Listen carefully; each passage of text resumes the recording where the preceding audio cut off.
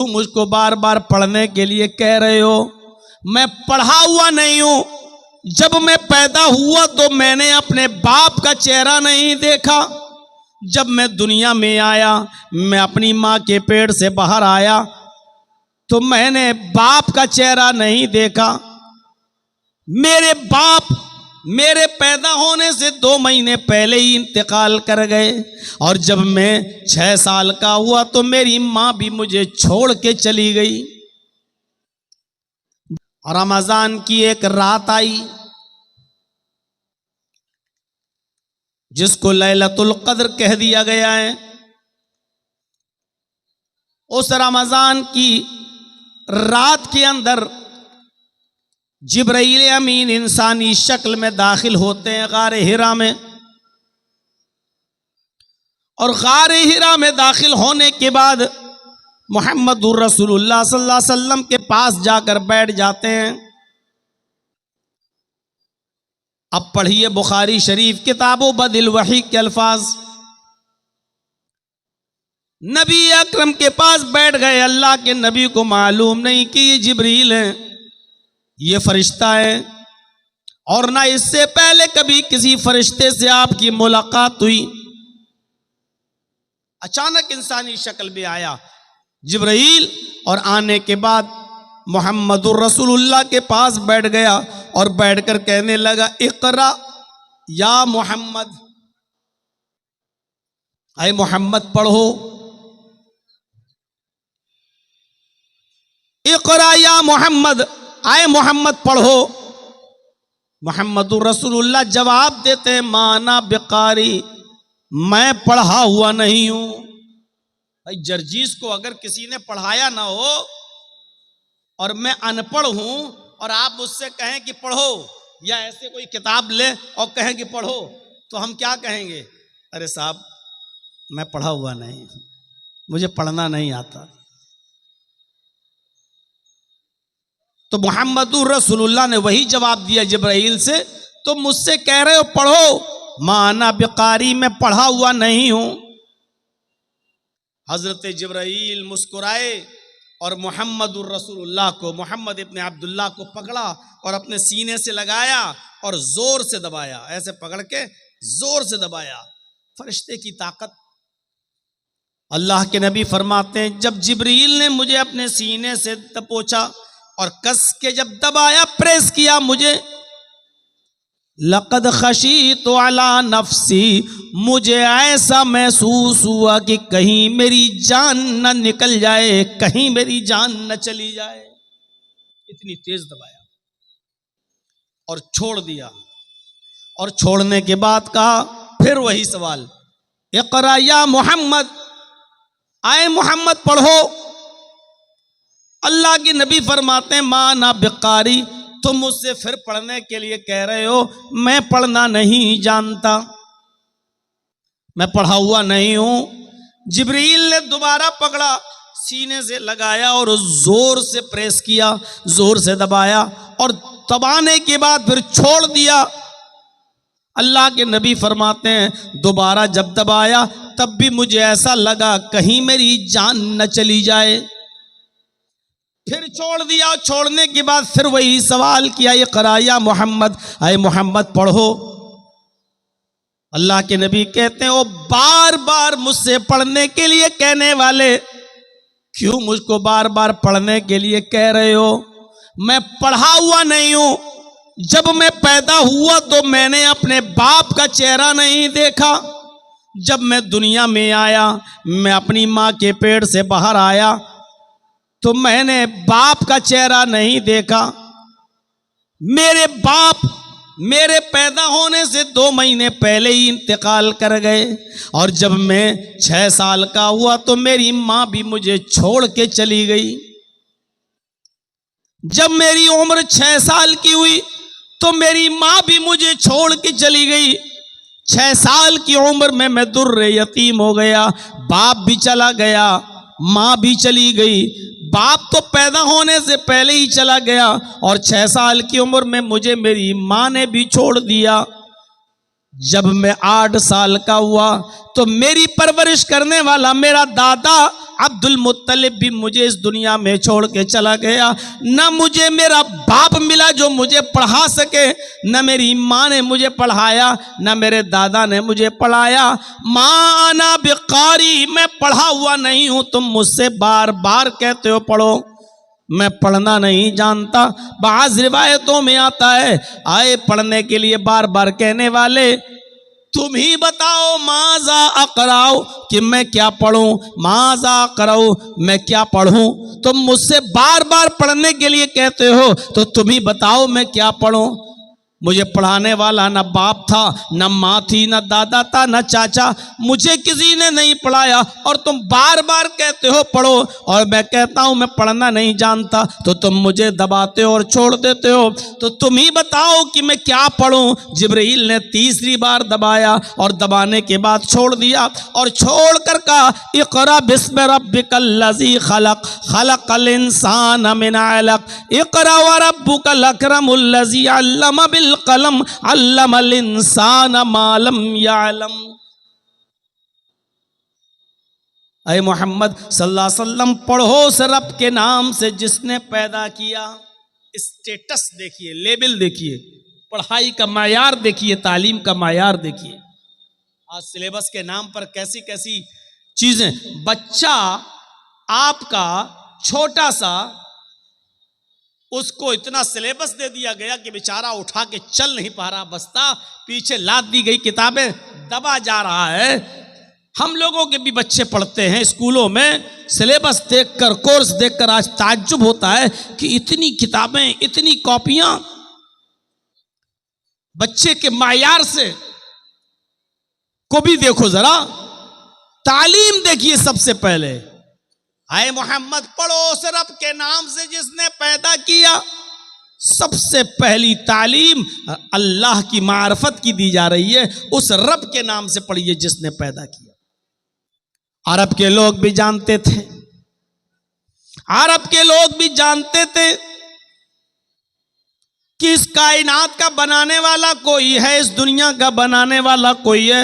वो भी जानते थे एक छोटी सी लकड़ी की टेबल भी बगैर किसी बनाने वाले के वजूद में नहीं आ सकती है।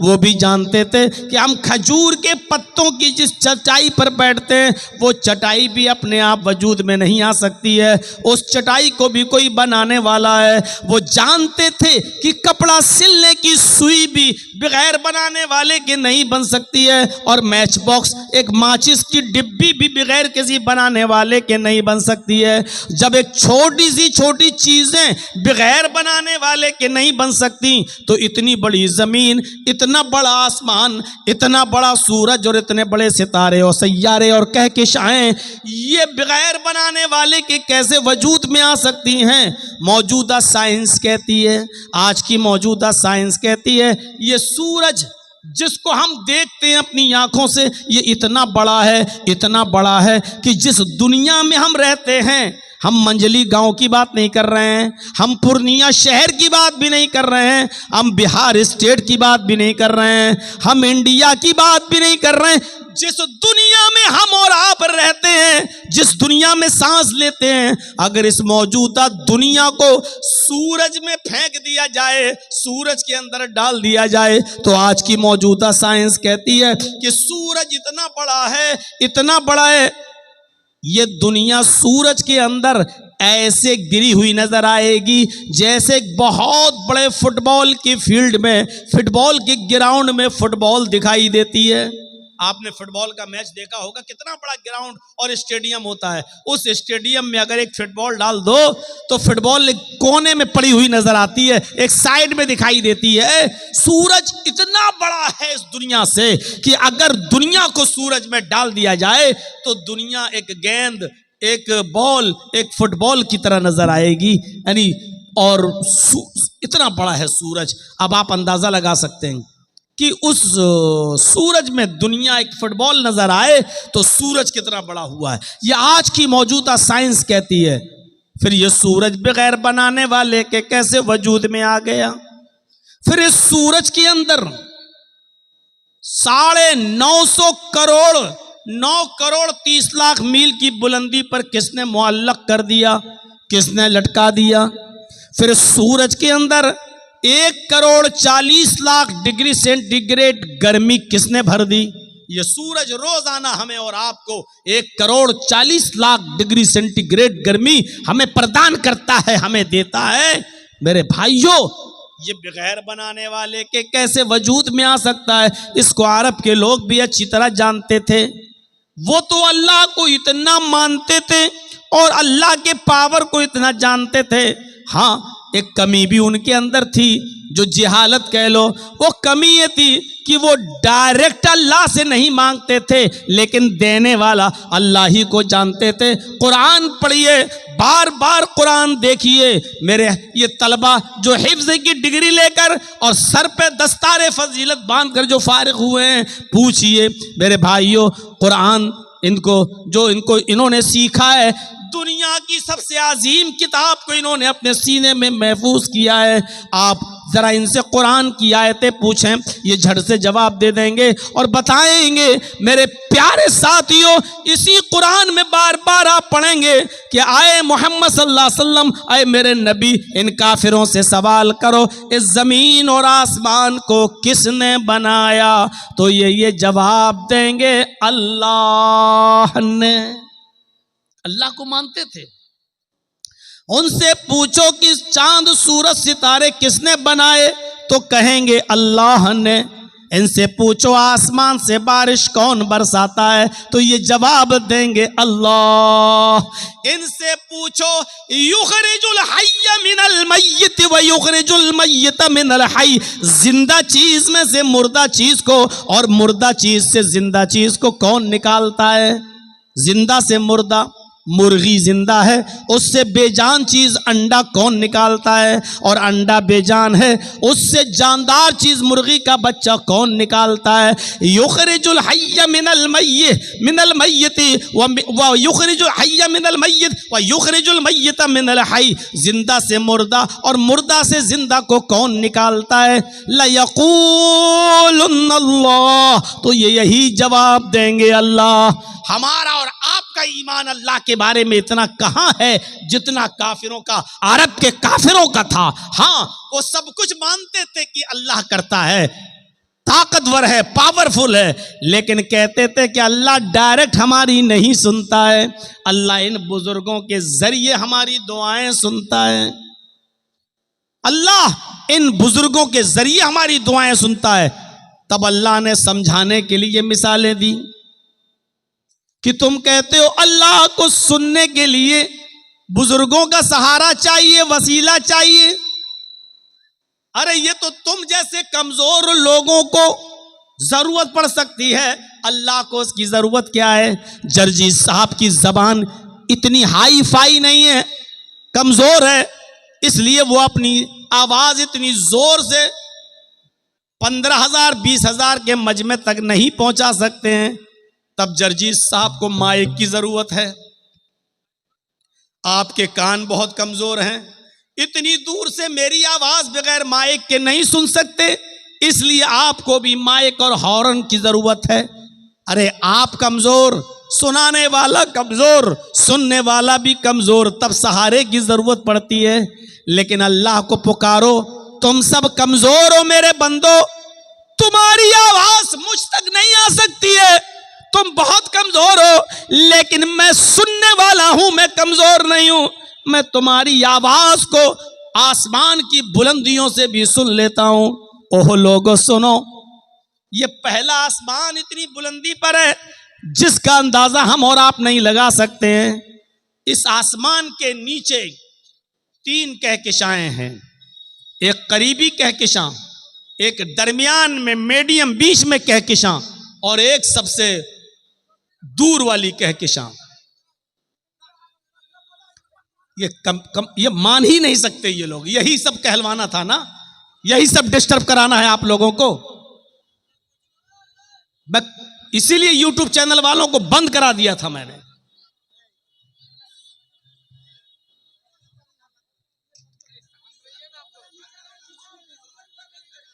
अरे ये लोग लाखों रुपए कमा रहे हैं भाई, ये लोग नहीं करेंगे।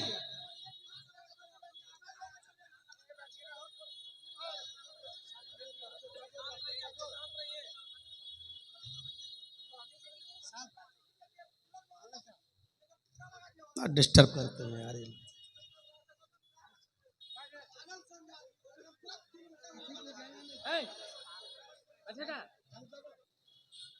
सब स्टैंड हटा के अपने अपने हाथ में लेके बनाइए। तो चलिए स्टैंड हटा दीजिए, अपने अपने हाथ में ले लीजिए मोबाइल।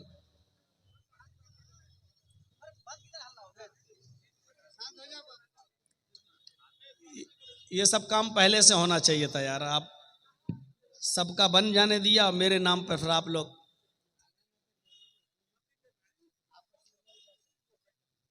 यार कोई ऐसा तरीका अपनाइए कि आपका भी काम हो, पीछे वालों को भी डिस्टर्ब ना हो। कुतुब मीनार की तरह ऊंचा खड़ा कर दिया, दूसरों को दिक्कत हो रही है।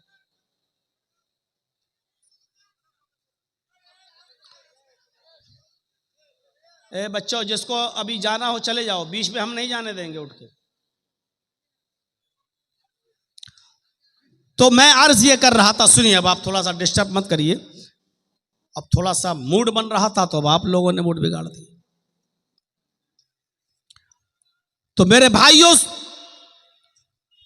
3 कहकशाएं हैं, एक करीबी, एक मीडियम बीच में, और एक ऊपर, सबसे ऊपर। करीबी जो कहकशां है, अब सुनिए अल्लाह रब्बुल आलमीन कहां है। बहुत आसान है कह देना अल्लाह हर जगह है। लोग अकीदा रखते हैं, ये शिरकी अकीदा है। अल्लाह हर जगह, अल्लाह हर जगह नहीं है। अपने अकीदे की इस्लाह कर लो। अल्लाह अर्श पर है, सुम्मस्तवा अलल अर्श, अल्लाह अर्श पर है। अगर आपने कह दिया अल्लाह हर जगह है, तो क्या नालियों में भी अल्लाह है? क्या लैट्रिन में भी अल्लाह है? क्या कुत्ते के जिस्म में भी अल्लाह है?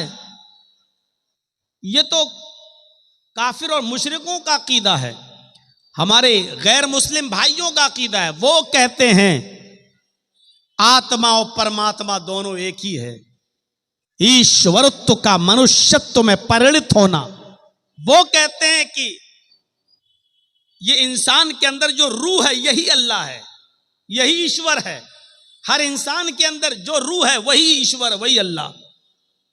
और वो कहते हैं कि अल्लाह हर जगह है, हर जगह।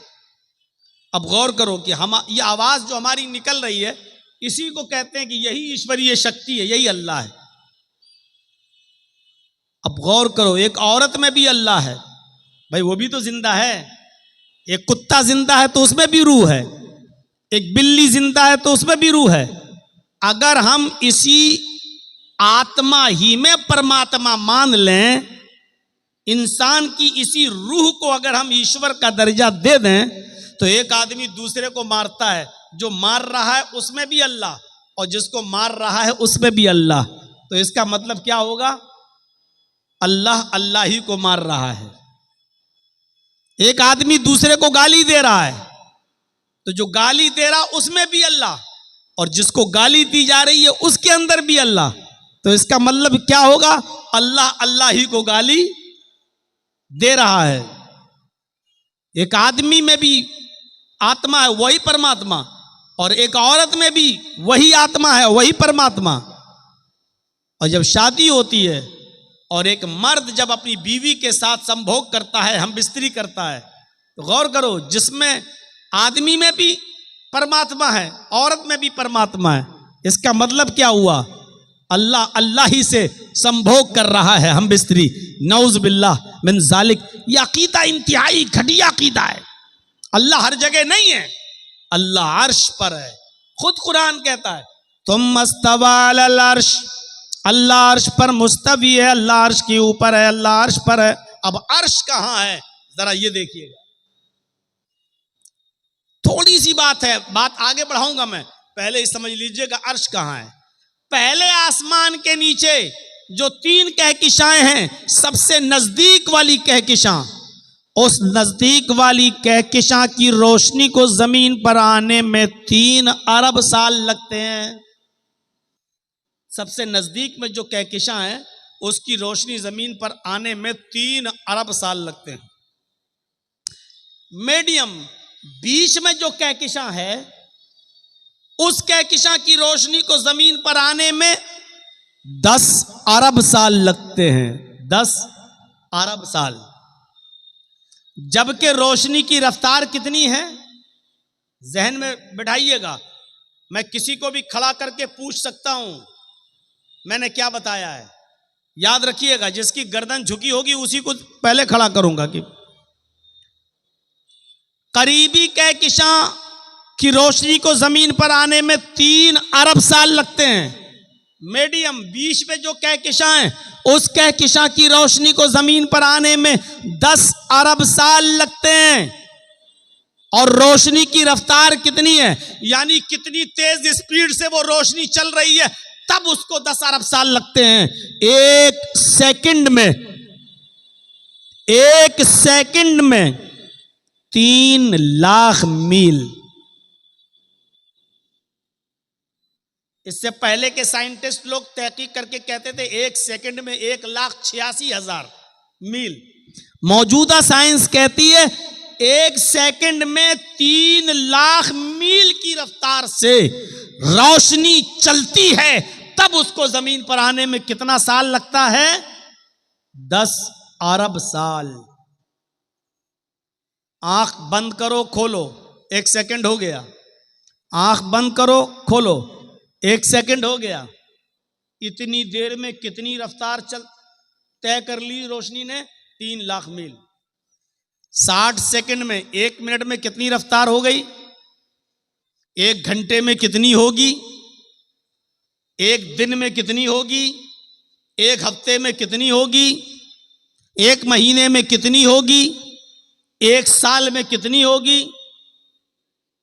1000 साल में कितनी होगी, 1 लाख साल में कितनी होगी, 1 अरब साल में कितनी होगी, 10 अरब साल लगते हैं।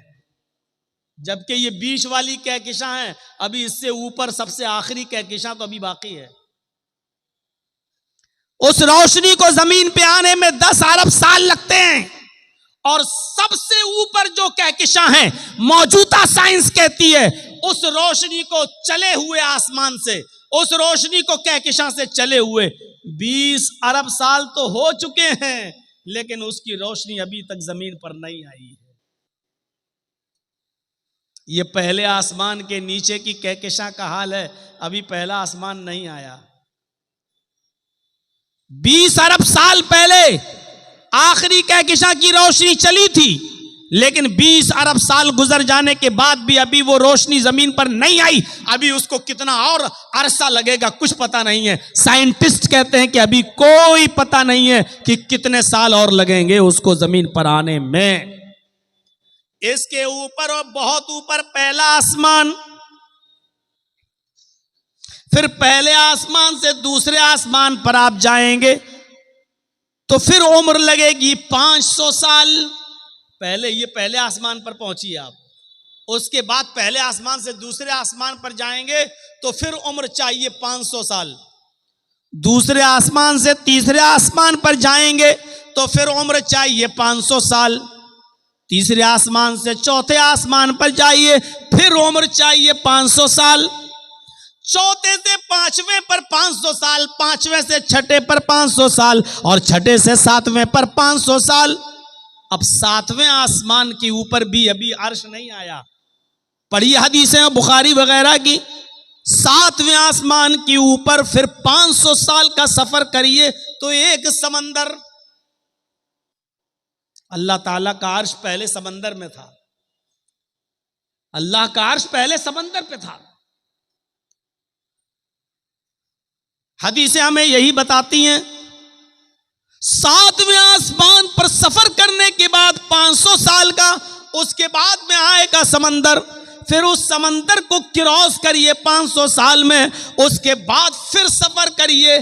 समंदर को क्रॉस करने के बाद फिर अर्श का नंबर आता है, फिर सफर करिए 500 साल का, फिर अल्लाह का अर्श। उस अर्श पर अल्लाह, जब औस इब्न सामित ने अपनी बीवी खौला बिन्ते सालबा से जिहार कर लिया, जब औस इब्न सामित ने अपनी बीवी खौला बिन्ते सालबा को अपने ऊपर मां की तरह हराम कर लिया, और सुनिए मंजर, अंते अलैया का ज़हर उम्मी, गुस्से में कह दिया तू मुझ पर मेरी मां की तरह हराम हो गई। गुस्सा ठंडा हुआ तो अल्लाह के नबी के पास भेजा, दरवाजा खटखटाया, अल्लाह के नबी ने दरवाजा खोला और जैसे ही दरवाजा खोला तो हजरत आयशा खड़ी हैं। खौला बिन्त सालबा कहती है मैं आपके नबी से, अल्लाह के रसूल से मैं मिलने आई हूं, इजाजत मिलती है। अल्लाह के नबी और खौला बिन्त सालबा गुफ्तगू कर रहे हैं। खौला कह रही हैं आए अल्लाह के नबी, मुझे मेरे शौहर ने मुझे अपनी माँ की तरह हराम कर लिया है, गजब हो गया है, बच्चों को कौन खिलाएगा पिलाएगा, हमारे लिए कोई रास्ता बताइए, हम क्या करें। अल्लाह के नबी फरमाते हैं अब कोई रास्ता नहीं है, अब तुम अपने शौहर पर हराम हो चुकी हो, तुम उनके लिए जायज नहीं हो, अब तो तुम हराम हो चुकी हो। अल्लाह के रसूल के पास कोई वही नहीं आई थी, अभी तक कोई अहकाम नाजिल नहीं हुए थे, इसलिए अल्लाह के नबी मना कर दिए। हजरत आयशा फरमाती हैं मैं उसी हुजरे में, उसी कमरे में कोने में बैठी हुई थी, मुश्किल से 2-3 मीटर की 2-3 गज की दूरी होगी, 2-3 गज कितना हुआ, जैसे ये मोबाइल स्टैंड लगा हुआ वहां, और यहां हजरत आयशा कहती है मैं बैठी हुई थी, वहां अल्लाह के नबी और खौला बिन्त सालबा बातें कर रही हैं। वो दोनों इतनी आहिस्ता बातें कर रहे हैं, वो दोनों इतनी आहिस्ता गुफ्तगू कर रहे हैं कि लम अस्मा कलामहुमा, कि उन दोनों की गुफ्तगू को मैं सुन नहीं पा रही थी, उन दोनों की आवाज मुझे सुनाई नहीं दे रही थी, मुझे पता नहीं कि वो दोनों क्या बोल रहे हैं, क्या बातें कर रहे हैं, खौला क्या शिकायत कर रही हैं और अल्लाह के नबी क्या जवाब दे रहे हैं। फरमाती हैं कि उन दोनों की गुफ्तगू को मैं सुन नहीं पा रही थी। आसमान से जिब्राइल आए, फरमाया आए मोहम्मद सल्लल्लाहु अलैहि वसल्लम, जिस गुफ्तगू को तुम्हारी बीवी नहीं सुन पा रही है, हजरत आयशा को पता नहीं है कि वो दोनों क्या बातें कर रहे हैं, उस औरत की गुफ्तगू को अल्लाह ने सुन लिया। कद समिअल्लाहु कौलल्लती तुजादिलुका फी ज़ौजिहा व तश्तकी इलल्लाह। आए मोहम्मद सल्लल्लाहु अलैहि वसल्लम, अल्लाह ने उस औरत की फरियाद को सुन लिया, अल्लाह ने उस औरत की दुआ को सुन लिया जो आपसे अपने शौहर के बारे में बात कर रही थी और बहस कर रही थी, तकरार कर रही थी और आपसे कह रही थी कोई रास्ता निकालो। आपकी बीवी आयशा तो सुन नहीं पा रही हैं, उसी कमरे में है लेकिन सुन नहीं पा रही हैं। वल्लाहु यस्मउ तहावुरकुमा, अल्लाह तुम दोनों की गुफ्तगू को सुन रहा था। आप अंदाजा लगाइए कितनी बुलंदी से, कितनी ऊंचाई से। अभी पहले आसमान की दूरी बताई मैंने ना, करीबी कहकशां, मीडियम बीच की कहकशां और आखिरी कहकशां, उसके बाद पहला आसमान, उसके बाद दूसरा आसमान, तीसरा, चौथा, पांचवा, छठा, सातवां, सातवें आसमान के ऊपर समंदर और समंदर के ऊपर अल्लाह का अर्श। इतनी बुलंदी पर होने के बावजूद वो कह रहा है कि मैं तुम दोनों की गुफ्तगू को सुन रहा था। यह है पावर, यह है ताकत। वहां लोग क्या बातें कर रहे हैं जर्जीस के कानों में नहीं जा रही है, और जर्जीस क्या बोल रहा है आप भी बगैर माइक के नहीं समझ पा रहे हैं और नहीं सुन पा रहे हैं। इस पिंडाल के बाहर उस तरफ औरतें हमारी मां बहनें आई हुई हैं, बगैर माइक के वो भी जर्जीस की आवाज नहीं सुन सकती, क्योंकि सुनाने वाला भी कमजोर और सुनने वाला भी कमजोर। लेकिन अल्लाह को जब कोई पुकारता है तो पुकारने वाला कमजोर होता है, सुनने वाली जात कमजोर नहीं होती। इक़रा बिस्मि रब्बिकल्लज़ी खलक़, पढ़ो उस रब के नाम से। सबसे पहले तालीम रब के पहचान की दी जा रही है, अल्लाह की मार्फत की दी जा रही है। आपने अपनी औलाद को सबसे पहले तालीम क्या दी? हर मुसलमान गौर करे जो यहां बैठा हुआ है, आप अपने बच्चों को तालीम क्या देते हैं? अल्लाह के नबी फरमाते हैं जब घर में बच्चा पैदा हो और जब वो थोड़ा थोड़ा बोलना शुरू करे तो उसकी जबान से पहला लफ्ज निकलवाओ अल्लाह अल्लाह अल्लाह। जब वो थोड़ा सा और बड़ा हो और बोलने लगे तो उसकी जबान से सबसे पहले जुमला अदा करवाओ ला इलाहा इल्लल्लाह, ला इलाहा इल्लल्लाह, ला इलाहा इल्लल्लाह। फिर फरमाया जब वो 7 साल का हो जाए तो उसको नमाज पढ़ने का हुक्म दो, नमाज की तरफ ले जाओ, उसकी आदत डलवाओ नमाज पढ़ने की। 7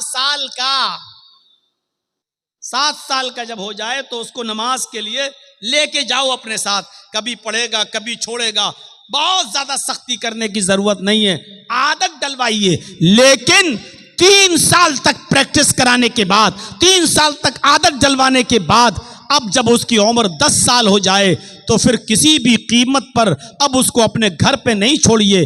जैसी अजान हो नमाज के लिए उसकी ताकीद कीजिए, ना पढ़े तो मारिए, ना पढ़े तो पीटिए। फजरिबूहुम, उनको मार मार कर मस्जिद में लाओ नमाज पढ़ने के लिए। आप कहेंगे साहब बच्चा फिर तो मार के डर से नमाज पढ़ेगा। आजकल बहुत यही तो सवाल होते हैं ना, मौलाना मदरसे में जो बच्चे पढ़ते हैं बेचारे उड़ना थोड़ी चाहते फजर में, वो तो उस्ताद के डर से नमाज पढ़ लेते हैं।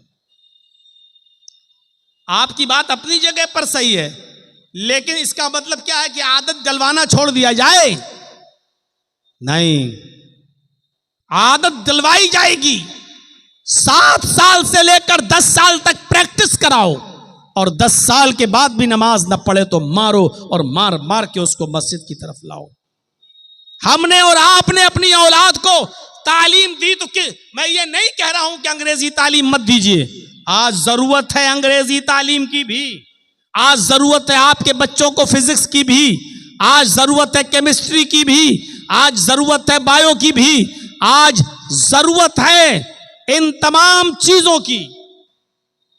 और कुरान और हदीस में कहीं मना नहीं है, अल्लाह के रसूल ने कहीं नहीं कहा कि अपनी औलाद को कुरान न पढ़ाओ, कहीं नहीं कहा कि अपनी औलाद को कुरान, ये नहीं कहा कि दुनिया की तालीम न दो। बहुत से मौलवी स्टेज पे आएंगे और कहेंगे दुनिया छोड़ो, दुनिया छोड़ो, दुनिया छोड़ो, दुनिया से दूर हो जाओ, दुनिया से बेरगबती अख्तियार करो, दुनिया के खिलाफ तकरीर करेंगे। लेकिन कुरान कहता है कि बगैर दुनिया के तुम रह नहीं सकते हो, बल्कि दुनिया में रहो तो दुनिया भी मांगो और आखिरत भी मांगो। और दुआ सिखलाई अल्लाह ताला ने कि तुम ये दुआ मांगो, रब्बना आतिना फिद दुनिया हसनतन व फिल आखिरति हसनतन व क़िना अज़ाबन्नार। दुनिया भी मांगो और आखिरत भी मांगो। इससे साफ पता चलता है कि आपको अपनी औलाद को मदरसे में भी पढ़ाना है और दुनियावी तालीम भी देना है। सिर्फ उसको मस्जिद का इमाम बनाकर मत छोड़ो। मदरसे से निकला, पढ़ के निकला, बेचारा स्टेशन पर गया, उसको अपने गांव का टिकट निकालना है, दूसरे से कह रहा है मेरा फार्म भर दीजिए। उस बेचारा दूसरा आदमी उसका फार्म भर के समझ रहा है लड़का जाहिल है, फार्म नहीं भर पाता है, जाहिल है। 8 साल मदरसे में, 10 साल मदरसे में पढ़ने के बाद भी हमारे मदरसे के बच्चों को रिजर्वेशन फार्म भरना ना आए और दुनिया वालों की नजरों में वो जाहिल कहलाएं, तो ये भी, ऐसा भी नहीं होना चाहिए। आज मदरसों को इतना स्ट्रांग करिए मेरे भाइयों कि वहां कंप्यूटर की भी तालीम हो। जरजीत साहब का एक दौर था जब आपके इलाके में और यहां जब आते थे तो अटैची भर के किताबें लाया करते थे। उठती नहीं थी अटैची, 5, 6, 10 किताबें भर के चलते थे, मुताला करते थे। कभी इस किताब को देख के तैयारी करना है, कभी उस किताब को। और आज ये जमाना आ चुका है कि किताबें जरजीत साहब की अलमारी में रखी हुई हैं और मोबाइल में वो सारी किताबें डाउनलोड हैं। डाउनलोड, सिर्फ हमारे इस मोबाइल में 20,000 किताबें मौजूद हैं, पूरी एक लाइब्रेरी है। अब इतनी भारी अटैची लेके चलने की जरूरत नहीं। खोला अपना सॉफ्टवेयर और जो किताब पढ़ना है, जो पेज देखना है, सिर्फ एक लफ्ज लिखना है। जैसे देखना है अल्हम्दुलिल्लाह रब्बिल आलमीन, यह आयत कुरान में कहाँ है, बस अलहम्द टाइप करके क्लिक कीजिए, पूरी आयत आ गई अल्हम्दुलिल्लाह रब्बिल आलमीन। और अलहम्द का लफ्ज पूरे कुरान में कितनी जगहों पर आया, पूरी की पूरी एक लिस्ट आ गई। आज जमाना यह है और आज मौजूदा दौर में आपको अपने मदरसों को इस तरह स्ट्रांग बनाना है और मजबूत बनाना है कि आपके बच्चे दीन की तालीम भी हासिल करें और किसी यूनिवर्सिटी में जाएं तो उनको चैलेंज दे सकें और उनके चैलेंजों को सुनकर उनको जवाब भी दे सकें। मेरे भाइयों, मुझे वो दौर याद है और आज भी वो दौर को मैं सोचता हूं तो फख्र करता हूं, जब एक बार दिल्ली के जामिया मिल्लिया में हमारा फंक्शन था और मुझे मेहमान खुसूसी के तौर पर बुलाया गया था दिल्ली की जामिया मिल्लिया में, और वहां के स्टूडेंट से जब मेरा खिताब था तो जानते हो लास्ट में उधर टाइम दिया गया था मुझे, तो एक लड़की आई थी जामिया मिल्लिया की, कम्युनिस्ट ख्याल की थी, शायद वो किसी मजहब को नहीं मानती थी। वो आकर स्पीच में कहती है कि इस्लाम 1400 साल का पुराना हो चुका है, इस्लाम को भी मौजूदा हालात के तहत बदलना चाहिए, कुछ चेंजिंग आनी चाहिए। हर चीज जब पुरानी हो जाती है तो उसको रिजेक्ट कर दिया जाता है और उसकी जगह पर नई चीज लाई जाती है।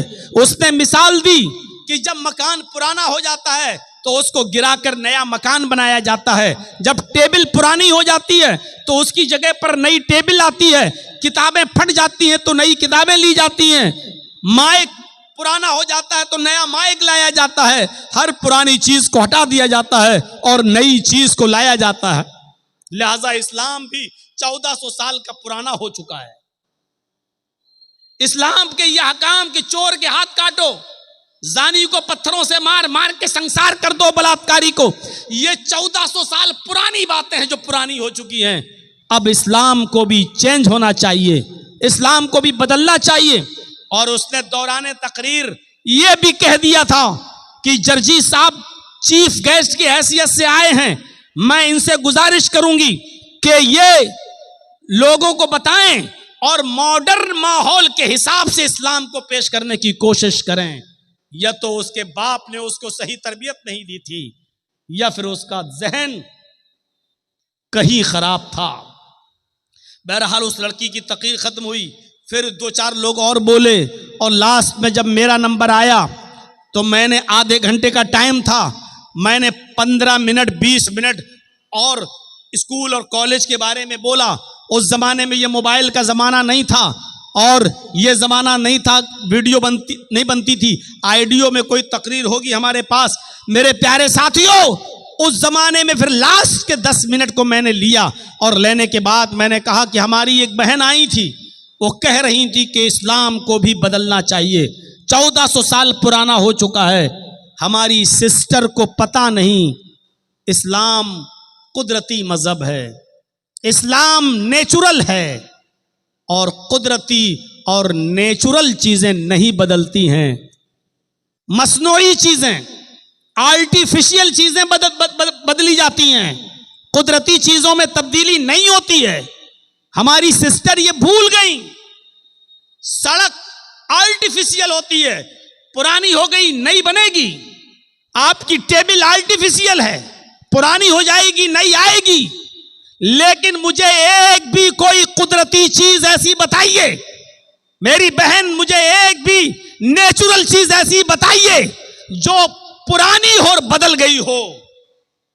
मैं देखता हूं आम का पेड़ आम देता है, अमरूद का पेड़ अमरूद देता है, अंगूर की बेल में अंगूर लगते हैं, तरबूज की बेल में तरबूज लगते हैं।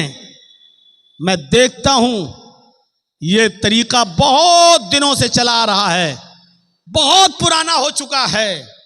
मेरी बहन, क्या आप इस तरीके को बदलने की बात करोगी और क्या अल्लाह से कहोगी, जो भी तुम कहती हो ऊपर वाले को, क्या ये कहोगी हाय प्रभु, हाय ईश्वर, हाय अल्लाह, ये बहुत पुरानी चीजें हो गई कि आम से आम, अमरूद से अमरूद, अंगूर से अंगूर पैदा होता था, अब आम में तरबूज होना चाहिए, अंगूर में बेर होना चाहिए और एप्पल के पेड़ में अब ऑरेंज होना चाहिए।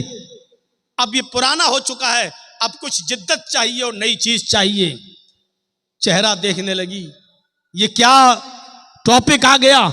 सोच रही थी कि मौलाना कहेंगे कि हाँ, इस्लाम को भी मौजूदा दौर के हालात बदलना चाहिए। मैंने उसको एक ऐसी मिसाल दी जिस पे सारी पब्लिक हंस दी। मैंने कहा सिस्टर, कुदरती चीजें कभी नहीं बदली। सूरज पूरब से निकलता है, ईस्ट से, पश्चिम में, वेस्ट में डूब जाता है। ये तरीका भी बहुत पुराना हो चुका है। ये तो इस्लाम से भी ज्यादा पुराना है। ये तो जिस दिन से सूरज कि तख्लीक हुई उसी वक्त से ऐसा हो रहा है। मैं कहता हूं कि यह भी पुराना हो गया। अब क्या आपकी अकल यह कहती है कि आप सूरज को ईस्ट के बजाय वेस्ट से या नॉर्थ से या साउथ से निकलना चाहिए? आप क्या इस तरीके को बदल सकती हैं? सिर्फ देखे जा रही है कि बात क्या हो रही है। मैंने उसको लास्ट में यहां घसीटा। मैंने कहा सिस्टर, यह तरीका भी बहुत पुराना हो गया है। मां के पेट से पहले बच्चा पैदा होता है, फिर धीरे धीरे जवान होता है और लास्ट में बूढ़ा होकर मर जाता है। हमने कहा यह सिस्टम भी बहुत पुराना हो चुका है। क्या आप अपने घर में अपनी मां बहन बेटियों से इस सिस्टम को बदलने की बात करोगी? क्या ये कहोगी कि अब मां के पेट से बूढ़ा पैदा होना चाहिए? खिलाने पिलाने की क्या जरूरत है? पहले बूढ़ा हो, फिर धीरे धीरे जवान हो, फिर बच्चा हो के मर जाए। क्या तुम ये तरीके को बदलने की बात करोगी? फिर मैं थोड़ा जोश में आया और फिर मैंने चीखते हुए कहा, मेरी बहन, ये सारी कुदरती चीजों को तुम नहीं बदल सकती हो। चलो अपने कॉलेज के प्रोफेसर बैठे हुए हैं तुम्हारे जामिया मिल्लिया के, इनसे कहिए कि 2-2, 4 और 4-4, 8 ये पढ़ाते हुए तुम्हें जिंदगी हो गई है और ये तरीका भी बहुत पुराना हो चुका है। मैथमेटिक्स के इस उसूल को बदलिए। अब 2-2, 3 और 3-3, 5 पढ़ाइए। आपके कॉलेज के प्रोफेसर इस तरीके को बदल कर दिखा दें। और जब ये चीजें नहीं बदल सकती तो इस्लाम भी नहीं बदल सकता। इस्लाम कुदरती निजाम है। इस्लाम का निजाम अल्लाह की तरफ से है और कुदरती चीजों में तब्दीली नहीं होती है। आपको इस्लाम लाना है तो वही पुरानी चीजों पर अमल करना होगा। दुनिया कहती है कि बहुत तरक्की कर रही है, आगे की तरफ देख। मैं कहता हूं कि तुम 1400 साल पीछे की तरफ देखो, बहुत तरक्की कर जाओगे। मेरे प्यारे साथियों, जब तक कुरान का नुज़ूल नहीं हुआ था, जब तक इस दुनिया में कुरान नहीं था, बायो नहीं थी, कुरान नहीं था, साइंस नहीं थी, कुरान नहीं था, फिजिक्स नहीं थी, कुरान नहीं था, केमिस्ट्री नहीं थी, कुरान नहीं था, ज्योग्राफिया नहीं था, कुरान नहीं था, भूगोल नहीं था।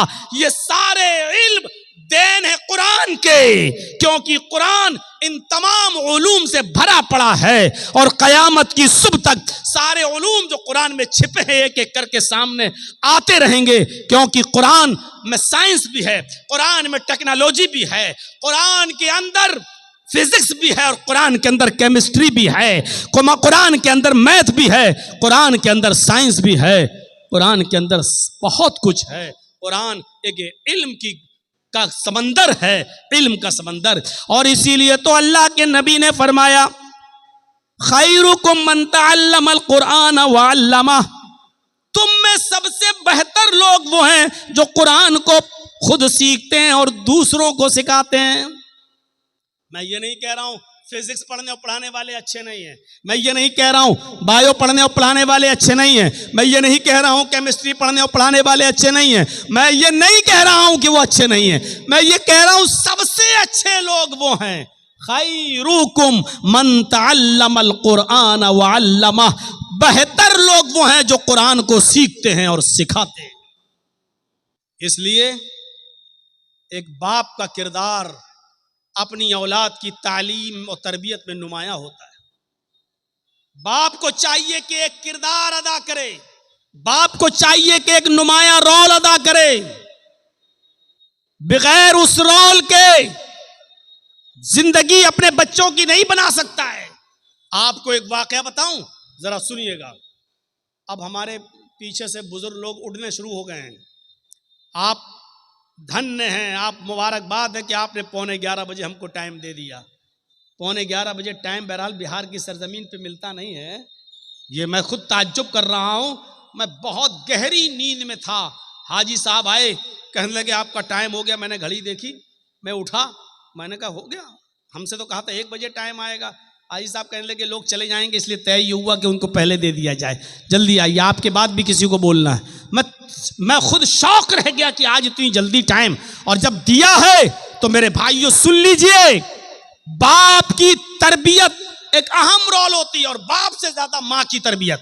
इन दोनों चीजों पर मैं आऊंगा, पहले बाप की तरबियत देख लो। यूसुफ अलैहिस्सलातु वस्सलाम का मामला आप जानते ही होंगे, सुना होगा आपने, उलमा से सुना होगा। छोटे थे, भाई लोग ले गए और कुएं में फेंक दिया। अपने बाप के पास आए सारे बच्चे और रोते हुए क्या कहने लगे, या अबाना इन्ना ज़हबना नस्तबिकु व तरकना यूसुफ इंद मताइना फ़अकलहु ज़िब। आए मेरे अब्बू जान, हम यूसुफ को अपने साथ ले गए, अपने सामान के पास यूसुफ को बिठा दिया और कहा कि तुम इस सामान की देखरेख करना। हम लोग खेल कूद में लग गए और यूसुफ को भेड़िया खा गया। शॉर्ट कर देता हूं इस वाक़े को, लंबा वाक़या है। यूसुफ अलैहिस्सलातु वस्सलाम कुएं में फेंक दिए गए। एक काफिला आया, पानी निकालना चाहता था, झांक के देखा तो लड़का यूसुफ अपने काफिले वालों से कहा, या बुशरा हाजा गुलाम, आए काफिले वालों खुशखबरी हो, हमें तो बच्चा मिल गया। उठाया जल्दी से उस बच्चे को, कहने लगे जल्दी इसको ले चलो, मिस्र के बाजार में बेचो। जो चीज फ्री में मिल जाती है उसको जल्दी से आदमी हटाना चाहता है ताकि कोई असल मालिक ना आ जाए, हमें कुछ ना मिले। आप लोग तो जानते ही होंगे ना, चोरी का मोबाइल 20,000 का 4,000 में भी बिक जाए तो जल्दी जाए, जो मिल रहा वो तो आ जाए। और इस मामले में हमने कलिया चक्का इलाका देखा है, 20-20 हजार के मोबाइल 2-2 हजार रुपए में भी जल्दी से। तो चोरी का माल आदमी जल्दी से निकालने की कोशिश करता है। अब यह बच्चा जो उनको कुएं में मिला, इसका असल बाप ना आ जाए, कहीं ये बच्चा ले ना ले, इसलिए इसको बेच दो पहले। तो हजरत यूसुफ अलैहिस्सलातु वस्सलाम को बेच दिया गया मिस्र के बाजार में। और ये तो आप जानते हैं कि वो कितने खूबसूरत थे, उनकी खूबसूरती का जिक्र कुरान में आया है, लेकिन बिके कितने में, उनकी कीमत क्या लगी मिस्र के बाजार में। वशरऊहु बिसमनिन बख्सिन दराहिम मअदूदा, ये है उनकी कीमत। वशरऊहु बिसमनिन बख्सिन दराहिम मअदूदा, चंद खोटे सिक्कों में बेच दिए गए, चंद खोटे सिक्कों में बेच दिए गए। चले गए। बादशाह मिस्र के घर में आए, बादशाह ने अपनी बीवी से कहा, बहुत से लोग नाम लेंगे जुलेखा जुलेखा, किसी सही हदीस में नहीं आया, इसलिए जब नाम आया नहीं तो हम नाम लेंगे नहीं, हम सिर्फ यही कहेंगे बादशाह की बीवी। इसमें नहीं आया, इसलिए जब नाम आया नहीं तो हम नाम लेंगे नहीं, हम सिर्फ यही कहेंगे बादशाह की बीवी। बादशाह मिस्र ने अपनी बीवी से कहा, खिलाओ पिलाओ पालो पोसो बड़ा करो, बड़ा होगा, हमारी कोई औलाद नहीं, हम इसको अपना बेटा बना लेंगे, या ये आगे चलकर हमको कोई फायदा पहुंचाएगा। देख रेख होती रही, खिलाती रही, पालती रही, पोसती रही, बड़ा हो, यूसुफ बड़े हो गए, जवान हो गए, बालिग हो गए। अब एक और इम्तिहान, इधर बालिग हुए, उधर बादशाह की बीवी का ही दिल आ गया यूसुफ पर। नबी बनने से पहले इम्तिहान देखिए, बादशाह मिस्र की बीवी का दिल आ गया, यूसुफ को बरगलाने लगी, बहकाने लगी, अपनी तरफ माइल करने लगी। यूसुफ बचते रहे बचते रहे बचते रहे, बहाना करते रहे बचते रहे। धीरे धीरे चर्चा हो गया औरतों में, मिस्र की औरतों में चर्चा हो गया। और चर्चा क्या हुआ, देखो बादशाह की बीवी गुलाम को दिल दे बैठी, बादशाह की बीवी ने गुलाम को दिल दे दिया। और औरतों में चर्चा जब होता है ना तो बहुत खतरनाक चर्चा होता है।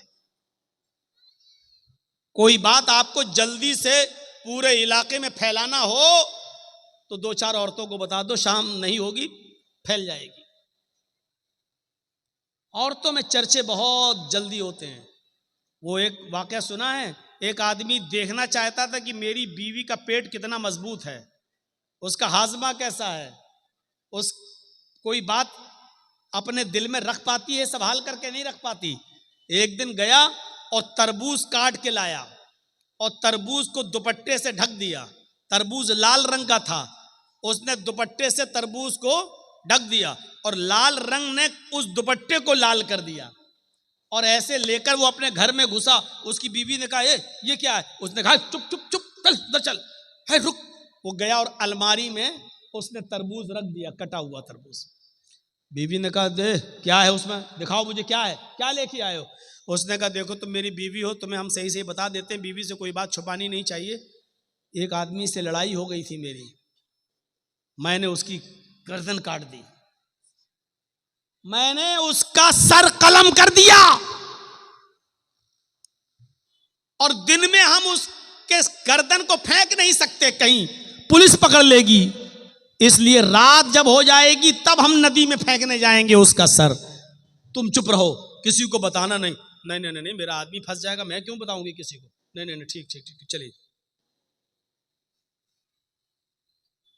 4 बजे के आसपास, 3 बजे के आसपास दिन में उसने तरबूज रखा था अलमारी में, और मगरिब की अजान होने तक पुलिस आ गई उसके घर। पुलिस छापा मारा, इसने कहा ए कहां जा रहे हो? कहा मुझे पता चला है कि तुम किसी आदमी की गर्दन काट कर लाए हो। घर खोलो, लेडीज पुलिस भी थी साथ में, पूरा घर छान मारा, अलमारी खोलने की नौबत आई। कहा साहब मैं आपको खुद ही बता देता हूं, मैंने किसी का सर नहीं काटा वाटा है, आपने मेरा पूरा घर चेक कर लिया है, इस अलमारी को भी चेक कर लीजिए, मैं खुद खोल देता हूं। अलमारी खोली उस आदमी ने, कहा साहब सर नहीं काटा है, ये तरबूज के मैंने 2 टुकड़े कर दिए थे, तरबूज को मैंने दुपट्टे में लपेट लिया था, और इस तरबूज को मैंने लाकर यहां रख दिया, तरबूज लाल था इसलिए दुपट्टा लाल हो गया। बीवी को मैंने सिर्फ ये कहा कि मैं एक आदमी का सर काट के लाया, ये देखना चाहता था कि बीवी पर कितना भरोसा किया जाए, ये औरतें पेट की कितनी मजबूत होती हैं, ये देखना चाहता था। सर देख लिया, आज के बाद यकीन आ गया कि कोई बात भी बीवी तक को बताने के लायक नहीं। पुलिस वाले भी तरबूज देख के हंसने लगे और कहने लगे कि तुम्हें आज तजर्बा हुआ है, हम भी पुलिस में हैं, लेकिन खास बात हम भी अपनी बीवी को नहीं बताते हैं। मसल मशहूर है ये, औरतों में चर्चा हो गया, यूसुफ को अपना दिल दे बैठी बादशाह की बीवी। अब उसकी जब बदनामी होने लगी चारों तरफ, तो उसने कहा अच्छा, औरतों की चालें बड़ी खतरनाक होती हैं, जानते हो ना? और ना जानते हो तो मैं आपको बताऊं, मेरी मां बहनें नाराज हो रही होंगी, ये मौलवी क्या कह रहा है, गुस्सा मत होइए। कुरान ने खुद कहा है इन्ना कैदा कुन्ना अजीम, इन औरतों की चालें बहुत खतरनाक होती हैं। औरतों की चाल, सिर्फ खड़े होकर अगर 2 आंसू बहा दे तो आप दीवाने हो जाएंगे। ओह कितना जुल्म हुआ है बेचारी पर, देखो बेचारी कैसे रो रही है। अरे इसके आंसुओं ही में तो सारे जुल्म छिपे हुए हैं। कितनी जल्दी आदमी, 4 तरफ आदमी और खड़ा हो, वो औरत रो दे बीच में तो चारों को हमदर्दी आ जाएगी। बहन रोते नहीं है, अरे नहीं नहीं नहीं, सब उससे हमदर्दी करने लगेंगे। कुरान की आयत पर एतबार करिए, इन्ना कैदा कुन्ना अज़ीम, इन औरतों की चालें बड़ी खतरनाक होती हैं। अब बादशाह मिस्र की बीवी ने चाल चली, सारी औरतों की दावत दे दी, सारी औरतों को बिठा दिया, एक एक फल सबको सामने फल रख दिए, एक एक छुरी दे दी और कहा जाओ फल खाओ। सारी औरतें काट काट के फल खाने लगी। इधर यूसुफ से कहा यूसुफ इनके सामने से गुजर जाओ। यूसुफ अलैहिस्सलाम उन औरतों के सामने से गुजरे। उन औरतों ने जैसे ही देखा यूसुफ अलैहिस्सलाम के हुस्न को, उनकी खूबसूरती को, इधर देखा उधर फल के बजाय हाथों पर उंगलियां, छुरियां चला दी, उंगली कट रही है और वो देखती चली जा रही हैं। उंगली कट रही है लेकिन देख रही हैं, तकलीफ नहीं हो रही है। कभी कभी आप बहुत तेज एक्सीडेंट कर जाएं और आपका सर किसी दीवार से बहुत तेज टकरा जाए तो उस वक्त आपको तकलीफ नहीं होगी। 15 मिनट के बाद, 20 मिनट के बाद, आधे घंटे के बाद आपको दर्द की तकलीफ होगी। ऐसे ही ये औरतें यूसुफ के हुस्न को देखकर शस्त्र रह गईं। हाथों की उंगलियां कट कट के जमीन पर गिर रही हैं, लेकिन इन औरतों को तकलीफ नहीं हो रही है। और उंगली कटी नहीं थी, ऐसे छुरी चल गई हो ना, थोड़ी सी कट गई नहीं, कत्ताना आइदिया हुन्ना, अरबी जबान में कता यक्ताओ के माना काटना और कत्ता युकत्तो तख्ती के माना होते टुकड़े टुकड़े करना। उन औरतों ने अपनी उंगलियां काटी नहीं थी बल्कि कट कट के गिरने लगी, टुकड़े टुकड़े होने लगी। अल्फाज की ज्यादती माना की ज्यादती पर दलालत करती है। उन औरतों की उंगलियां कई जगह से कटी और चीख कर कहने लगी मा हाजा बशरा, मा हाजा बशर, ये कोई इंसान है ही नहीं। आए बादशाह मिस्र की बीवी, तू किसको दिखा रही है? ये तो इंसान लगता ही नहीं है। इन हाजा इल्ला मलकुन करीम, ये तो कोई बुजुर्ग फरिश्ता नजर आता है, ये तो कोई फरिश्ता दिखाई देता है, फरिश्ता दिखाई देता है। यानी अभी सिर्फ बादशाह मिस्र की बीवी का दिल था, अब मिस्र की सारी औरतों का दिल आ गया। अब सारी चाहने लगी यूसुफ मेरे हो जाएं, यूसुफ हमारी तरफ माइल हो जाएं। अब बादशाह की बीवी ने कहा देखा तुम ताने मारती हो ना, अब बताओ मेरा क्या कसूर है, बताओ मेरी क्या गलती है? जो मैं चाहती हूं यूसुफ से वही तो तुम लोग भी चाह रही हो, बताओ मेरा क्या कसूर है? और वही धमकी दी बादशाह की बीवी ने। जरा धमकी सुनिए। आए औरतों, आए मिस्र की, मिस्र वालियों, अगर इस लड़के ने, इस जवान ने, इस यूसुफ ने अगर मेरा इरादा पूरा नहीं किया, मेरी बात नहीं मानी, इशारा आप समझ रहे होंगे। आए मिस्र की औरतों, अगर यूसुफ ने मेरी बात ना मानी, अगर मेरा इरादा पूरा ना किया, मेरी बात ना मानी और मेरे साथ वो काम नहीं किया जो मैं चाहती हूं, अगर ये मेरे करीब ना आया तो इसको सख्त से सख्त सजा दिलवाऊंगी या जेल के अंदर सड़वा दूंगी। जेल के अंदर सड़ेगा, ये जेल के अंदर अपनी पूरी जिंदगी गुजारेगा। जब यूसुफ अलैहिस्सलाम को ये धमकी मिली कि ये कह रही है अगर इसने मेरी बात ना मानी तो सख्त से सख्त सजा दिलवाऊंगी या जेल में सड़ा दूंगी, तो आसमान पे नजरें डाली यूसुफ अलैहिस्सलाम ने और अपने रब को पुकार कर क्या फरमाया, रब सिजनु अहब्बु इलैया मिम्मा यदऊननी इलैहि। आए मेरे रब, आए मेरे परवरदिगार, मुझे जेल की जिंदगी ज्यादा महबूब है, मुझे जेल में जाना ज्यादा पसंद है, मुझे जेल में रहना ज्यादा गवारा है, मैं जेल में पूरी जिंदगी गुजार लूंगा, मुझे जेल में जाना ज्यादा महबूब है, पसंद है। लेकिन वो काम करना मैं तैयार नहीं, वो काम गवारा नहीं जिस काम के लिए ये औरतें मुझे बुला रही हैं। यानी एक नहीं बुला रही थी, कई औरतें बुला रही थी सारी। तो क्या कहा, आय अल्लाह, जेल में जाना पसंद है लेकिन वो काम करना पसंद नहीं जिसकी तरफ ये मुझे बुला रही हैं।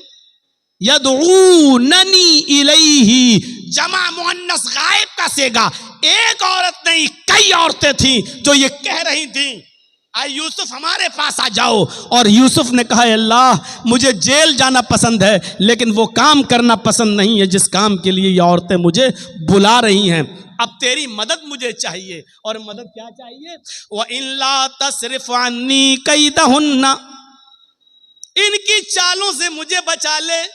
अगर तूने मुझे इनकी चालों से न बचाया, अगर तूने मुझे इनकी चालों से महफूज न रखा, असबु इलैहिन्ना, तो मैं भी इनकी तरफ माइल हो जाऊंगा, मैं इनकी चालों में फंस जाऊंगा, मैं इनकी चालों में गिरफ्तार हो जाऊंगा। व अकुम मिनल जाहिलीन, और जाहिलों नादानों में मेरा शुमार हो जाएगा। यानी औरतों की चालों से बचने के लिए यूसुफ अलैहिस्सलाम भी दुआ कर रहे हैं अल्लाह से, कहे अल्लाह, मैं जेल में चला जाऊंगा ये पसंद है लेकिन वो काम करना पसंद नहीं है जिसकी तरफ ये मुझे दावत दे रही हैं। हाँ, लेकिन तू मुझे इनकी चालों से बचा ले। पता नहीं कौन सी चालें हैं, पता नहीं कैसी कैसी चाल ये इस्तेमाल करके मुझे अपनी तरफ माइल कर लें, इसलिए मेरे परवरदिगार तू मुझे बचा। और फिर भी यूसुफ अलैहिस्सलाम चाल से बच नहीं सके। कहा ओ यूसुफ, एक काम है। कहा अच्छा चलो, काम है, मैं तो खरीदा हुआ गुलाम हूं इनका, बात मानना पड़ेगी, आओ इधर आओ।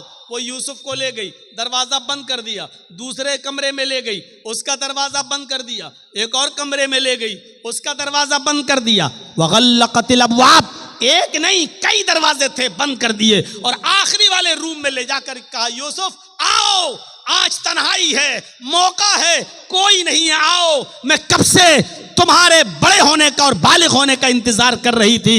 आओ, तुम्हारी खूबसूरती और हुस्न ने मुझे तुम्हारा दीवाना कर दिया है, आओ मेरी तरफ आओ। यूसुफ अलैहिस्सलाम ने कहा, माअज़ल्लाह, अल्लाह की पनाह, क्या इसीलिए तुम मुझे यहाँ लेकर आई हो? वहां से भागते हैं, औरत भी पीछे पीछे भागती है। पहले दरवाजे से भागने में कामयाब हो गए, दूसरे दरवाजे पे पहुंचे, औरत भी पीछे पीछे भाग रही है, दूसरे दरवाजे से निकलने में कामयाब, तीसरे दरवाजे पर पहुंचते हैं, दरवाजा पकड़ के खोल ही रहे हैं कि पीछे से औरत आती है और उनकी कमीज पकड़ के खींचती है, पीछे से कमीज फट जाती है, पीछे से कुर्ता फट जाता है। यूसुफ अलैहिस्सलाम का पीछे से कुर्ता फटता है, सामने का दरवाजा खुलता है, दरवाजा खुलता है तो क्या देखते हैं, उस औरत का शौहर खड़ा है, बादशाह सामने खड़ा है। इस औरत ने फौरन इल्जाम लगाते हुए फरमाया, आए मेरे सरताज, आए मेरे शौहर, जो तुम्हारी बीवी पर गलत नजर डालकर उसके साथ बुरे काम के इरादे से अंदर दाखिल हो जाए, बताओ उसकी सजा क्या होनी चाहिए सिवाय जेल के? मकरो फरेब करके यूसुफ अलैहिस्सलाम को जेल पहुंचा दिया। मुफस्सिरीन का इख्तिलाफ है, किसी ने लिखा 7 साल जेल में रहे, किसी ने लिखा 10 साल जेल में रहे। बहरहाल एक लंबी मुद्दत जेल में काटी, ख्वाब की ताबीर का इल्म दिया गया। इधर मिस्र में कहत पड़ गया, बादशाह बड़ा परेशान। बताया गया ख्वाब की ताबीर के बारे में, ये जेल में एक नौजवान है जो बताता है। बहरहाल बादशाह ने कहा उसको वहां से आजाद करो, जो ख्वाब की ताबीर बताता है वही उसका इंतजाम भी करेगा। और उनको जेल से निकाला गया और मुल्क मिस्र का बादशाह बना दिया गया। जब मुल्क मिस्र का बादशाह बनाए गए, यूसुफ अलैहिस्सलाम मिस्र के बादशाह बन गए, तो यूसुफ अलैहिस्सलाम के पास एक कमीज थी। अब आप गौर करो, छोटे से थे, कुएं में डाले गए, फिर बेचे गए, फिर बड़े हुए, मुख्तलिफ मराहिल से गुजरे, 10 साल 7 साल या 10 साल जेल में रहे। कितने साल वो अपने माँ बाप से दूर रहे। अब जब मिस्र के बादशाह बने तो अपने बाप के पास एक आदमी को भेजा, कुर्ता था अपना, कमीज ये उतारी और दिया कि लो इस कुर्ते को फला फला बस्ती में ले जाओ, और याकूब नाम का एक बूढ़ा आदमी तुम्हें मिलेगा, ये कमीज उस बूढ़े आदमी को दे देना, वो पहचान लेगा ये कमीज किसकी है। यूसुफ अलैहिस्सलाम, जो चीज बताना चाहता हूं मेरे साथियों वो सुनो, जो चीज मैं बताना चाहता हूं अब सुनो। वो कासिद, वो दूत, वो एलची जब यूसुफ अलैहिस्सलाम की कमीज लेकर उनके बाप के पास पहुंचा, कहने लगा मिस्र के बादशाह ने ये कमीज आपको दी है और कहा है कि ये कमीज देते ही वो मुझे पहचान लेंगे ये कमीज किसकी है। बादशाह ने, वो याकूब अलैहिस्सलाम ने ऐसे कमीज ली, देखा, आंखें कमजोर थीं, निगाहें काम नहीं कर रही थीं, उस कमीज को ऐसे नाक पे रख के सूंघा, कहने लगे ये तो यूसुफ की कमीज है। आए कासिद, ये तो यूसुफ की कमीज है, मैं जानता हूं। अभी ये नहीं बताया कि वो मेरा बेटा है, और उधर यूसुफ ने नहीं बताया कि याकूब मेरे बाप है। ये कमीज तो यूसुफ की है। कहा जी उन्होंने ही दे के भेजा है मुझे। तो याकूब अलैहिस्सलाम ने जो पहला सवाल किया उस सवाल पर गौर करो। अपने बच्चों को पढ़ाते हो ना, सुनो। यूसुफ अलैहिस्सलाम ने जो पहला सवाल किया वो सवाल क्या था? कैफ तरकतहू, तुमने यूसुफ को किस हाल में छोड़ा, तुमने यूसुफ को किस हाल में छोड़ा? कासिद ने जवाब दिया तरकतहू मलिक मिस्र, मैंने तो उनको मुल्क मिस्र का बादशाह देखा है। यानी वो तो इस वक्त बादशाह है मुल्क मिस्र के। किस हाल में छोड़ा? क्या वो तो बादशाह है मिस्र के? ये कमीज बादशाह ने दी, मिस्र के बादशाह ने। याकूब अलैहिस्सलाम की आंखों में आंसू। पढ़िए तफसीर इब्ने कसीर और मालिमुत तंजील। याकूब अलैहिस्सलाम ने रोते हुए कहा, ला असअलुकुम अन हाज़ा, नहीं नहीं तुम समझे नहीं, मैं ये नहीं जानना चाहता कि वो एमएलए है, एमपी है, राज्यसभा का सांसद है, चीफ मिनिस्टर है, प्राइम मिनिस्टर है, बादशाह है, चेयरमैन है, क्या, मैं ये नहीं जानना चाहता। अगर आपको पता चल जाए कि आपका बेटा चीफ मिनिस्टर हो गया, कितने खुश होंगे। आपको पता चल जाए कि आपका बेटा एमएलए एमपी हो गया, तो आप कितने खुश होंगे। यूसुफ अलैहिस्सलाम के बारे में जब उनके बाप याकूब को पता चला कि मेरा बेटा मुल्क मिस्र का बादशाह बन गया, तो खुश नहीं हुए। क्या कहते हैं, ला सालुकुम अन हाज़ा, मेरा बेटा क्या बन गया मैं ये नहीं जानना चाहता। अरे वो क्या बन गया मुझे ये नहीं मालूम, मैं ये जानना चाहता हूं।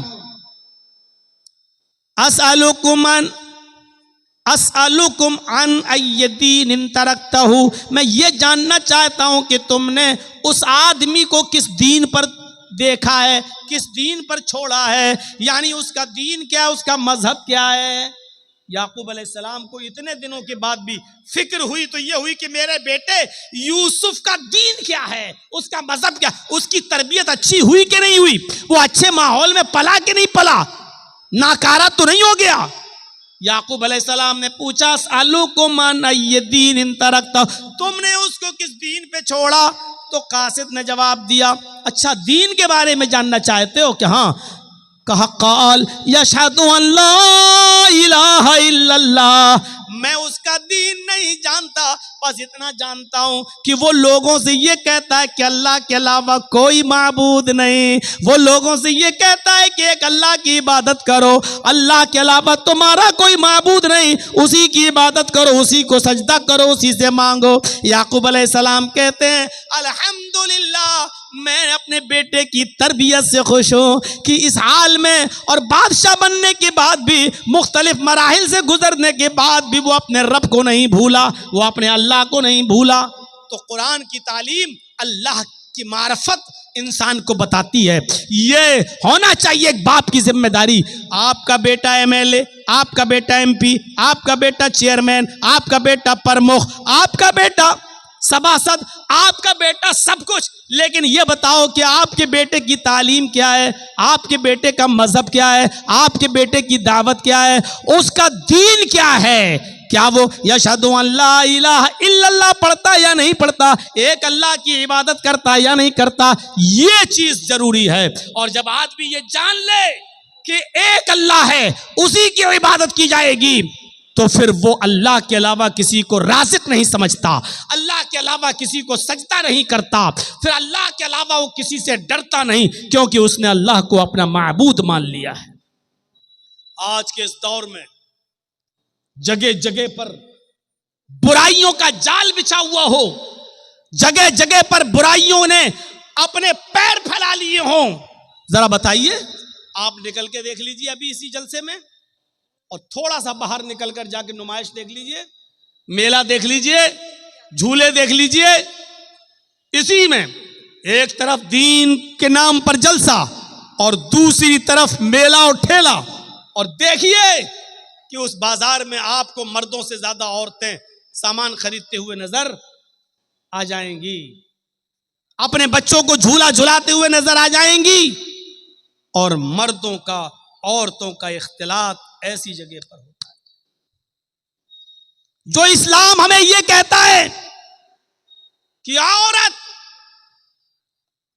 जिसकी आवाज भी इतने पर्दे में होना चाहिए कि अगर इमाम मस्जिद में रुकू करना या सजदा करना भूल जाए, या एक रुकू के बजाय 2 रुकू कर ले, और किसी मर्द को पता ना हो, पीछे कोई टोकने वाला ना हो, सुभान अल्लाह और अल्हम्दुलिल्लाह कहने वाला ना हो, और औरत को मालूम हो, औरतों की सफ़े लगी हो पीछे, पर्दे के पीछे, उनको मालूम हो कि इमाम भूल गया, तो उनको इतनी दूर से सुभान अल्लाह और अल्हम्दुलिल्लाह कहने की ज़रूरत नहीं, अल्लाहु अकबर कहने की ज़रूरत नहीं है, क्योंकि अगर वो बोलेंगी तो उनकी आवाज़ मर्द सुनेंगे, उनकी आवाज़ भी कहीं फितना ना बन जाए, और नमाज पढ़ने वाले मर्दों के जहन में घुस न जाए कि बड़ी सुरीली बारीक आवाज़, बड़ी जादू वाली आवाज़ है, और कहीं फिर ऐसी सुरीली आवाज वाली का पीछा न करने लगे, इसलिए औरतों को हुक्म दिया कि वो तस्फीक करेंगी,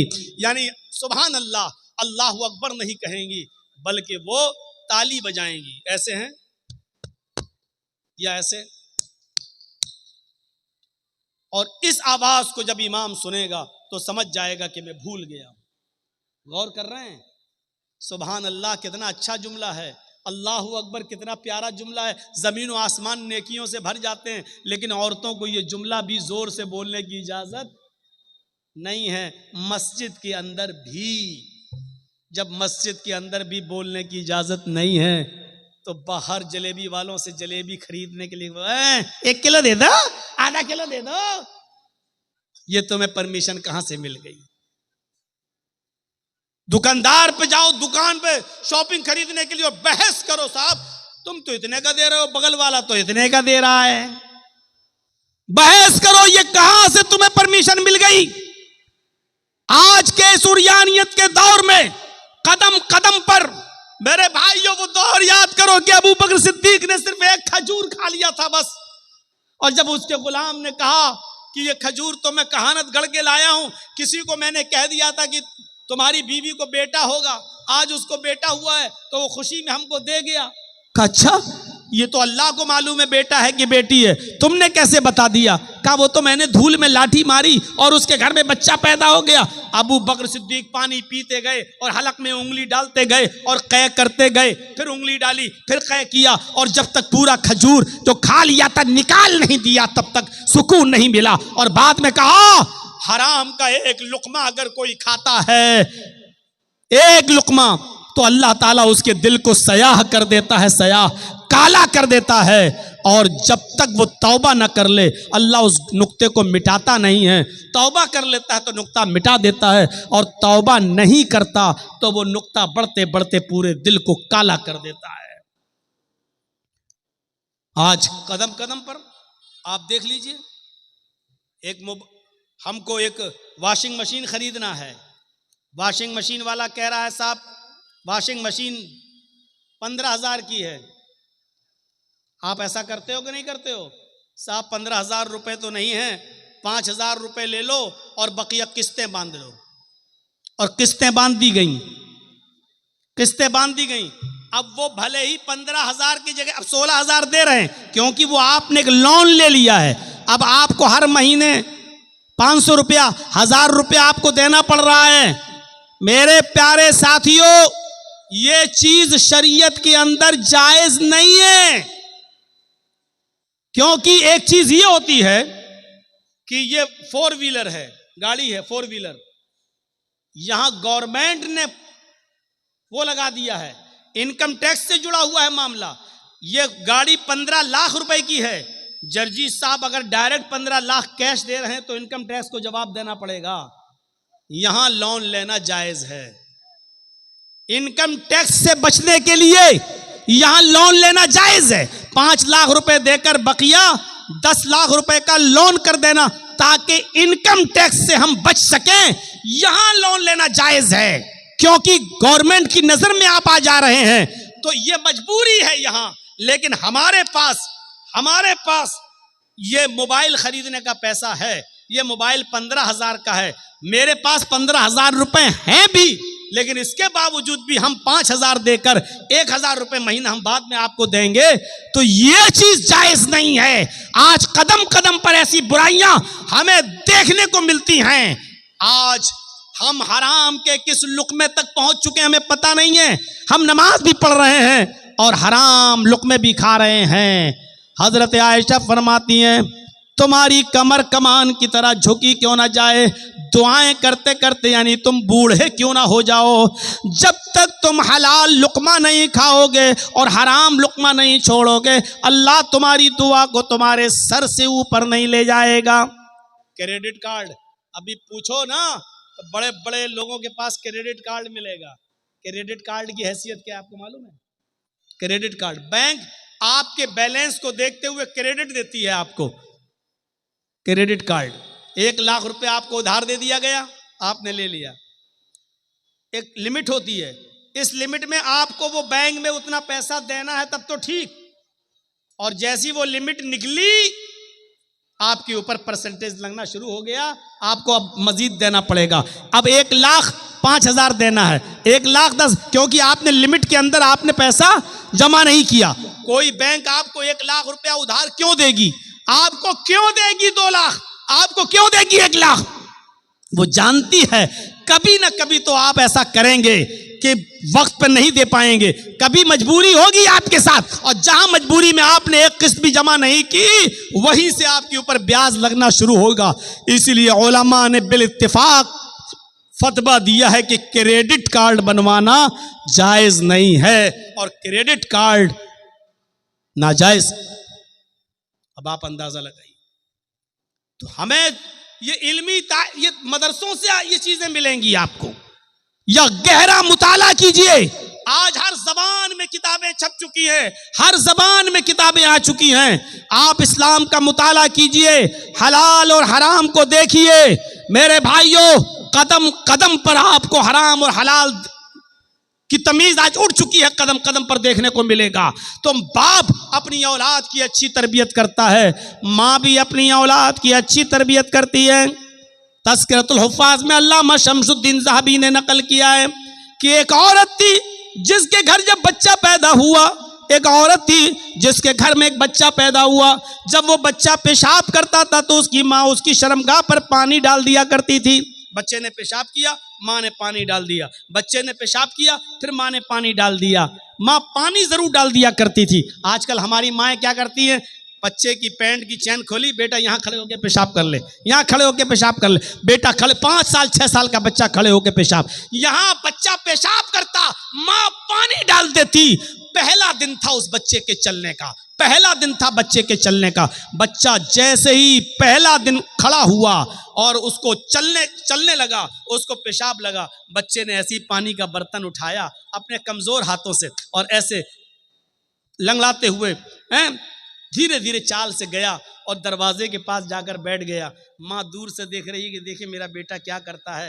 वो बैठ गया, उसने अपना कपड़ा खुद उतार लिया, बैठ के पेशाब करने लगा। उसको मालूम नहीं कि पेशाब कैसे होता है, उसको पता नहीं इस्तंजा कैसे होता है, उसको पता नहीं पानी किस हाथ में पकड़ना चाहिए और शर्मगाह किस हाथ में पकड़ना चाहिए, उसको नहीं मालूम। उसको सिर्फ इतना मालूम है कि मेरी माँ मेरी शर्मगाह पे पानी डाल देती थी, बस। उसने पेशाब किया और पानी अपनी शर्मगाह पे ऐसे ऐसे लिया और ऐसे डाल लिया, अपनी शर्मगाह पर पानी डाल लिया, ऐसे लिया और ऐसे पानी उड़ेल लिया। उसने धोया नहीं, वो जानता ही नहीं, बच्चा है छोटा, पहला दिन था चलने का। उसने पानी अपनी शर्मगाह पे डाला, माँ दूर से देख रही है, वही उसकी आंखों में आंसू आ जाते हैं और रोते हुए कहती है, फुज़्तु बिरब्बिल काबा, काबे के रब की कसम में कामयाब हो गई, अल्लाह की कसम में कामयाब हो गई। मैं जो सिखाना चाहती थी अपने बच्चे को मैंने वो सिखा दिया, मैं जो सिखाना चाहती थी अपने बच्चे को मैंने सिखा दिया। मैं यही सिखाना चाहती थी कि मेरा बेटा पैंट की चैन खोल के खड़े होकर गधे और कुत्तों की तरह पेशाब न करे। मैंने बहुत कुछ कह दिया है, गधे और कुत्तों की तरह पेशाब ना करे। अक्लमंद होगे तो समझ गए होगे कि मैंने क्या कहा है, और नहीं होगे तो एक कान से सुन के दूसरे कान से उड़ा दोगे। ये तालीम आपको माँ की गोद से मिलेगी। Mother's lap is first college for children. माँ की गोद बच्चे का पहला मदरसा है, या इन दीनी मदरसों से मिलेगी। आप बड़े बड़े यूनिवर्सिटी देख लो, पूर्णिया मेडिकल कॉलेज देख लो, किशनगंज मेडिकल कॉलेज देख लो, जामिया मिल्लिया JNU, बड़े बड़े कॉलेजेस और यूनिवर्सिटीज देख लो। यहां से पढ़ के निकलने वाले बड़े बड़े डॉक्टरों को, इंजीनियरों को देख लो। उनको डिग्रियां तो मिल गई, डॉक्टरी की, PhD की, इंजीनियर की, लेकिन तरबियत नहीं मिली। आज उनको सड़क के किनारे पैंट की चैन खोलकर गधों की और कुत्तों की तरह पेशाब करते हुए आप देख सकते हो। तरबियत माँ की गोद से या मदरसों से मिलती है। इसलिए बच्चे को पढ़ाने और लिखाने के साथ साथ अच्छी तरबियत भी जरूरी है। अच्छी तरबियत दोगे तो बच्चा नेक बनेगा और आपकी खिदमत करेगा। अरे कम से कम बच्चों को इतना तो पढ़ा दो कि आपकी कब्र पर जाकर वो ये कह सके, अल्लाहुम्मा ग़फ़िर li अबी वरहमहु वआफ़िही वअफ़ु अन्हु। अल्लाह ये मेरे बाप की कब्र है, अय अल्लाह इनकी मग़फ़िरत फरमा दे, अल्लाह इन पर रहम फरमा, अय अल्लाह इनकी बेहतरीन मेहमान नवाजी कर।